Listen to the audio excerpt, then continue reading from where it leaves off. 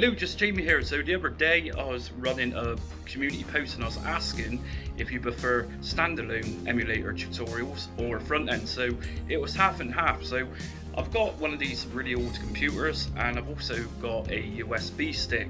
We can make this into a really awesome retro gaming system. Check this out.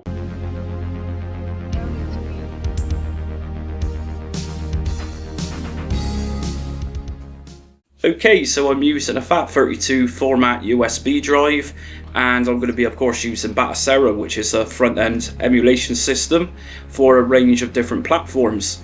So links in my description for this, and we're just going to grab the latest Batocera Linux 36, and of course Batocera is based on Linux, so it's a very speedy front end. So I'm going to go over here and I'm going to go to direct link to download for desktop. And whilst we're waiting for this one to download, we need some software to flash the image of this file onto our USB drive. So for this you're also going to need to download Etcher, and links in my description for this one as well. And I'm going to just go for the portable version of Etcher, which means there's no installation, and it might warn you that it might cause harm, but it's a very trusted file, so we'll just download that. Okay, so once Batocera is finished downloading, it's going to download into a zipped file. So drag it onto your desktop or wherever you choose to drag it, and let's open this up. So we need to find the disk image file, which is inside of the zipped file. So I'm going to just drag and drop this onto my desktop just for easiness. I'm now going to plug in my USB stick and make sure it's around 8 to 16 gigabyte at least. Okay, we can now delete this zipped archive. Next thing what I'm going to do is just open up Etcher, which we downloaded to flash this file onto our USB stick. So once we got Etcher up and running, all we're going to do is go to Flash from File, and from here we're going to locate the Batocera disk image we've just downloaded, which is just here. It's on my desktop. Double left click on that, and your next option is going to be to select target. This is going to be your USB drive to flash this onto. So again, select target, and just here it's going to list your devices. From here, in my case, I'm going to just install it to the SanDisk. So I'm going to check that and I'm going to select, and then we just press flash. And then if you should get a Windows command processor prompt come up, just press yes to this. And then it's just sitting back and waiting for a few minutes for this process to complete. As you can see, it says just here, estimated time around 6 minutes. Okay, so once that's been flashed onto your USB drive, if you open up your USB drive, you should have 3 folders: boot, EFI, tools, and a configuration file. So next thing we're going to do is actually get this installed onto your old PC that you got lurking around. Okay, so the next thing you might consider doing is upgrading a hard drive one of these old computers come with, or you might have one in there already which you're happy with. I'm going to use a 3.5 hard drive here, and I'm going to just plug this in. So there's 2 cables here, 2 serials and a power. So just gently connect these into the connectors on the back.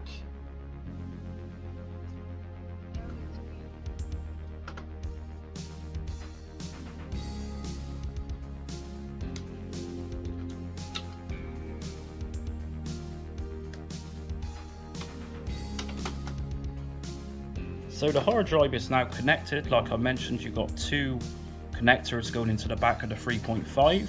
And of course we're also going to need a keyboard and mouse to help us through this process. So I recommend turning around your PC and plugging these USBs into the back ports of the system.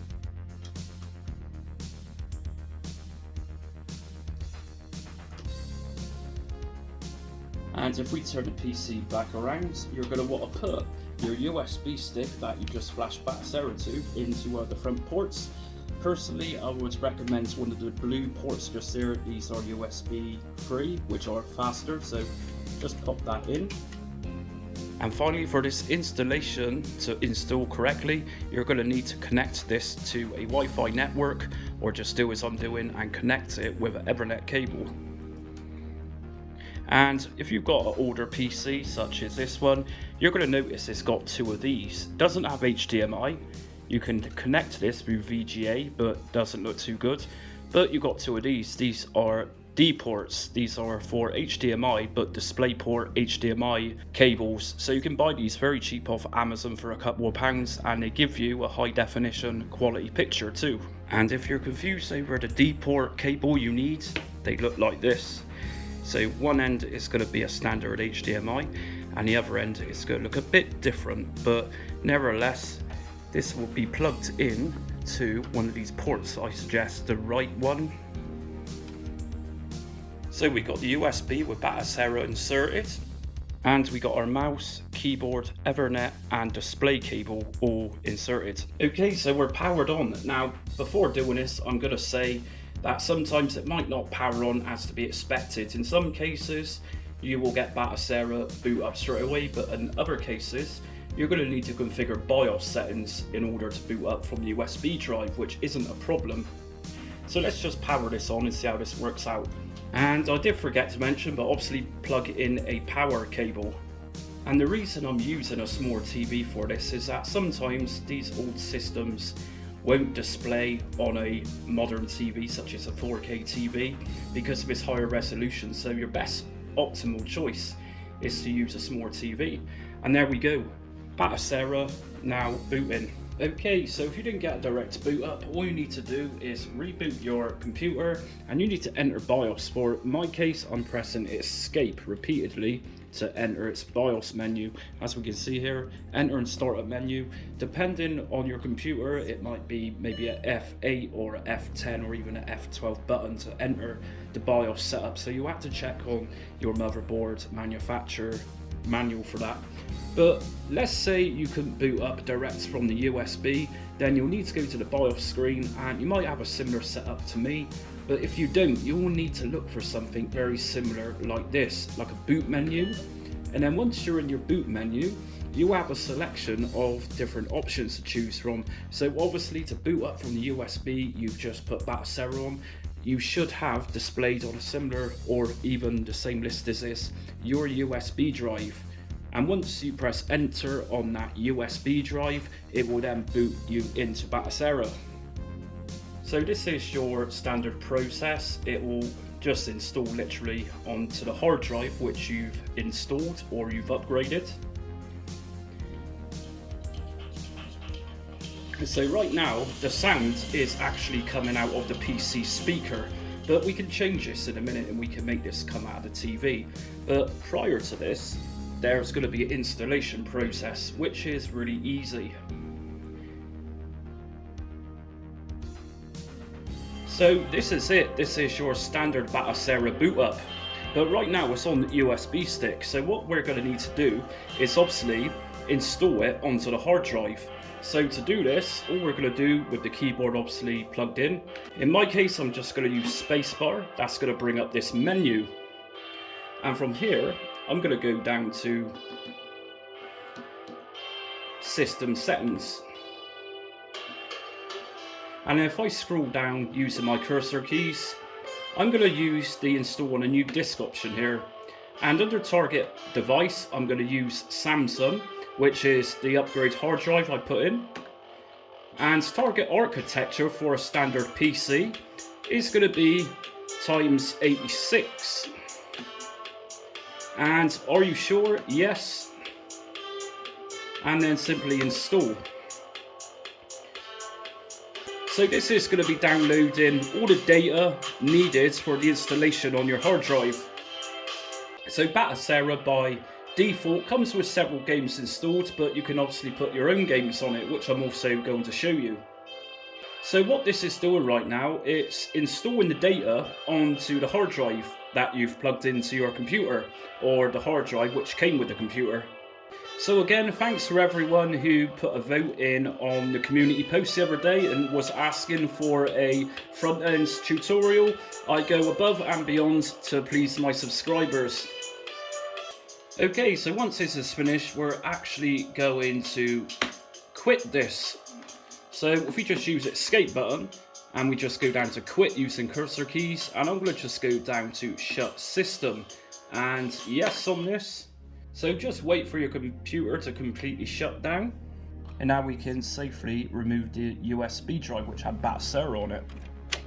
So with the Batocera USB drive taken out, let's just power this back on and let's see if this is actually installed to the hard drive.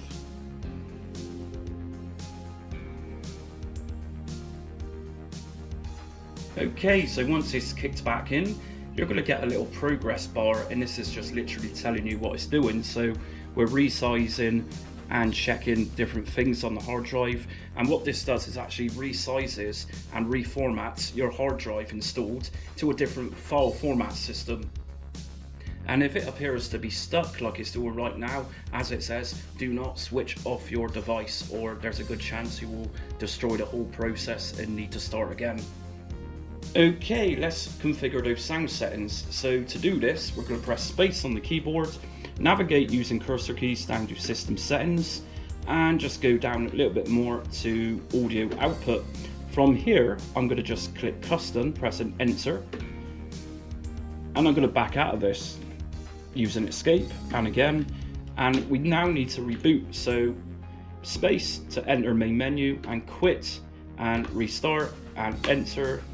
Now it might take you a little while to select the right option which is going to work on your TV, but you will get there. So once all these configurations are done, you won't need to go back and mess around with these again. And if you want to turn the sound down, you can either do it on the TV, or if we press spacebar, we can just go down to sound settings, press enter, and by pressing cursor keys for now, I'm just moving this down, and as you're going to hear, the sound is now quieter. And press escape to exit. Okay, so you're going to want to configure your controller. So I'm going to just pop in my controller now into USB, and I'm using my PlayStation 3 controller for this, as I always use as a test dummy. And you should get a little pop-up on the screen saying that something's been registered. In my case, PlayStation 3 has been registered. So just give it time for that to sink in. And you will find it will work, but certain buttons won't work. So you need to define these by configuring your controller. So if I press start on my PlayStation controller, and I just go to controller settings, and the first option, configure a controller, and I'm pressing X to select this. Now your next screen is going to say configure input. So all you're going to do on this screen is just hold down on a button, and this will bring you into the configuration. So we just do what it says on the screen. So it says up. So I'm going to just press up on my D-pad, down, left, right, start, select. Now A is going to be circle on my PlayStation controller, and B is going to be X, and so on. Left analog up, left analog left, right up, L1 or yeah. L3 and R3 are if you're using analog controller for this. L3 is if you push down on the button here, and R3. Now the most important one for this is the hotkey. So the hotkey will exit games when you're playing them. So use a button on your controller which you're not going to use very often or not at all, and that will act as your hotkey to exit games. So that's entirely up to you. I'm going to just use the PlayStation button and OK that. And if you're using a Bluetooth controller, then obviously plug in your dongle and it will be the same process for that. Now the next thing you're going to need to want to do is actually put your own games in. So Batocera by standard has games installed. It's got some really cool homebrew type indie games, and there's a fair few on there. But you might have games on your computer that you might want to play on this. So to do this, this is going to be a keyboard affair. So on the keyboard, all you're going to do is press on F1, and that's going to bring us into this menu. So you can't use your controller. This is now strictly keyboard and mouse. Or if you don't have a mouse, you can find a way around this to highlight things and enter things, but it's a nightmare, so I wouldn't recommend that. So all you're doing from here to add your own games into Batocera after pressing F1 is you plug in a hard drive or a USB stick with some games on it, and just here is where you're going to find that USB drive. So if you just click into that USB drive where your games are stored, just copy and paste. It's that easy. So just highlight the games on your USB stick and you copy them, and you need to then paste those games into the share folder, which is just here. So if we go inside, say, the ROMs folder, this is where your games are going to be pasted into. So as you can see, Batocera supports a lot of systems from 3DO to ZX Spectrum. So that's it. You just paste your games in the folder, which is the relevant folder for the games you've got. And that's about it for that. And say some of your systems you want to play need BIOS files, it's a very similar case. So we just go to the BIOS folder just here on the left hand side, enter that, and all of your BIOS files are going to literally just be copied and pasted in this window. And it really is that simple. But Batocera has certain requirements. So for example, Amiga, Kickstart ROMs might need to have different name conventions, so you have to check out the README for that, or you can find the information on the Batocera website which BIOS files are accepted. So to exit out of this screen, all we're going to do is go to File and just go to Close Window. So your games aren't going to be displayed right now. That's just a case of just simply rebooting. So I'm going to press Game Settings. And if I go to Update Games Lists and press Yes, your new games will then be in each folder. So there's only a few folders, or rather few systems on here. For example, if you put a 3DO game into the 3DO folder by pressing F1, you will then get a display of 3DO on your screen, and it's that simple. So the next thing you're going to want to do is get cover art, that type of thing, and even preview videos for Batocera. So you're going to need to register with a particular website, and I'll leave the link in the description. Once you've registered with that website, if you just go to the main menu, and if you go down to Scrape, you've got different scrape options here. So I recommend Screen Scraper. It's a very popular website, and you can also get a premium screen scraper where you can download loads and loads of images. But in this case, for a basic installation, Screen Scraper will cater for, I don't know, 100 games maybe. So once you've done all this, you're obviously going to want to scrape video previews. So you just enable scrape video previews. And for some games, there might not be official artwork, so that's where fan art will come in. It will be an alternative should there be official images missing, so that's entirely up to you if you want to enable that. And we've even got a manual scraper option here, so that's entirely up to you again. So links in my description for the website to register to. Then you obviously just pop in your username and password, the same username and password you use on the Screen Scraper website. So you can play about with customized themes on Batocera, which is pretty cool. So to do this, you can download your own themes, which is kind of like a built-in feature of Batocera. So if I just go to Updates and Downloads, and I go to Themes here, we got a different selection of different themes, and there's some really good themes in here. So just press Enter and install it. Once it's been installed, it will say at the top just here, installed, and this window will disappear. So to use it, all we do once this has been downloaded and it's installed is just go to main menu, UI settings, and if you just go to theme set, your new theme will then appear just here. Just highlight it and enter on it, and then back, and then the system will either reboot itself and refresh itself, and you will then have your new theme. And once we got our new theme, we can then play about with vertical options, horizontal options, and to do this, all you're going to do is go to, once again, UI settings, which is user interface settings, and theme configuration. So from here, you can customize game list view style, and you've got a different selection. So for example, we can have game carousel, press enter, back out of that. And because I've not downloaded a theme, it's not actually showing. Actually, it is showing. So if I go to Super Nintendo, Normally this will be in a box little window. So that's something else you can do with Batocera. Let me show you something else. So back to UI settings, theme configuration. Let me show you another example of what we can do with this view style. If we go to icons, if we use escape or back out using circle on your controller, we go back in. There we go, back to how it originally looked. If I come back out of this and go back into UI settings, theme configuration, we can play around with default grid size. So that little box you've seen a minute ago, where this is displayed, if we play around with those settings, we can make this smaller windows or larger windows.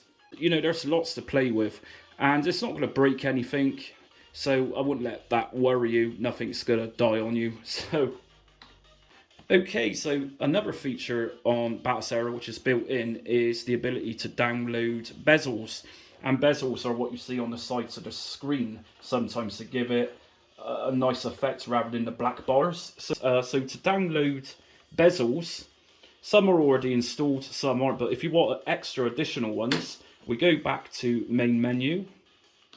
If we go back down to updates and downloads, the bezel project, go on this, and it will give you a little list of different bezels you can install. So just another processor, press and enter and install that. If you've got a game which isn't boot in and it brings you back to this menu, that's a very simple fix. It will need a different core to run it.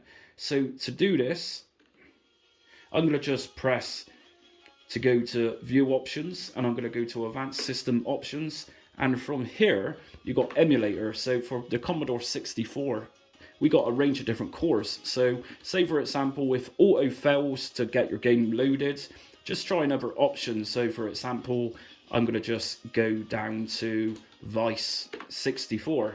I'm going to come back out of this and let's try the Great Gianna Sisters.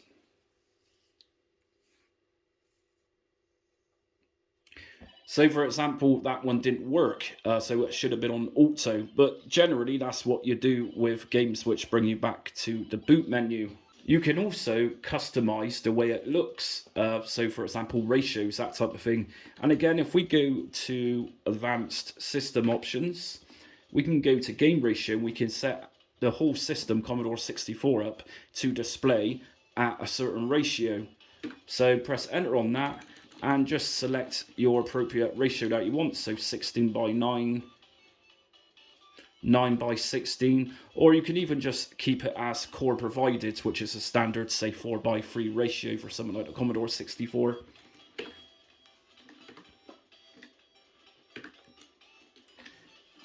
We've also got resolution settings here too, which is video mode. So dependent on what your display can render, then that's up to you. Just make sure your screen is good enough for the particular video mode you're going to be using. And one last thing, you can actually add your own favorites folder to Batocera. So if we just go back to this menu by pressing backspace on the keyboard for this, go to game options, and just here you can add to favorites. So if we back out of this, go back into favorites, we now have the Great Gianna Sisters. So that's about it from our Batocera tutorial today. I hope it's helped someone out. And if you don't have a spare PC to do something like this on, then check out my RetroBat Frontend tutorial, which is totally capable of running on Windows PCs. So until next time, see you later.